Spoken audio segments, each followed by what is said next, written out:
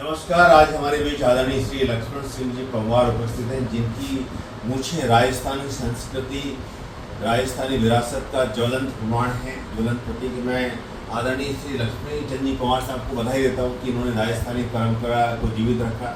राजस्थानी परंपरा यानी कि मूछें और साफा दोनों का से बनती है राजपूत परंपरा, और आज भी इन्होंने उस परंपरा को जीवित रखा है। और मैं रिक्वेस्ट करूँगा कि किस तरह से सर आपकी मूछें रखने की प्रेरणा मिली आपको, किस तरह से आपने ये संकल्प लिया कि आपको मूछें मेरे दादाओं कम भी रखते थे। दादा हुआ। अच्छा अच्छा। उनके साथ साथ फिर मैंने भी रखना नहीं, आपने रखा था। और मतलब जैसे आपको जब आप जाते हो तो आपको सम्मान भी अच्छा मिलता होगा बाकी लोगों की तुलना में, है ना सर? और जो भी जैसे मान लो कि आप जिसे मिलने के आइए मामले में समझते हैं, जैसे अभी मैंने भी आपको वहाँ रास्ते में रुक के आपसे बात की थी, है ना सर? तो जैसे कहीं आप किसी बड़े अधिकारी के पास जाते हो तो वो भी सम्मान पूरा देता होगा, है ना?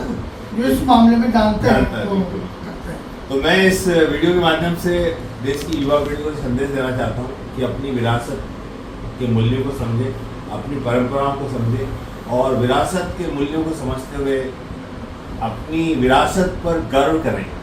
अपनी विरासत, अपनी परंपराओं पर गर्व करके इस विरासत को, इस परंपराओं को अगली पीढ़ी तक पहुँचाएं। और मैं रिक्वेस्ट करूँगा आदरणीय पंवार साहब से कि वो भी संदेश, वो भी एक खास संदेश दें। करना ही चाहिए सर।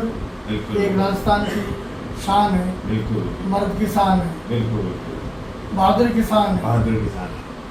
तो ये इसलिए क्या है, महाराणा प्रताप का ये राजस्थान गौरवशाली परंपरा, जिन्होंने महाराणा प्रताप ने अपनी मूछों की आन बान शान के लिए जंगल में रहकर घास से रोटी खाना स्वीकार किया, लेकिन अपनी आन बान शान को नहीं बढ़ने दिया। मैं आदरणीय पंवार साहब को बधाई देना चाहता हूँ कि आपने इस परंपरा को जीवित रखा और इस परंपरा को आगे बढ़ाया। बहुत बहुत धन्यवाद, बहुत बहुत नमस्कार।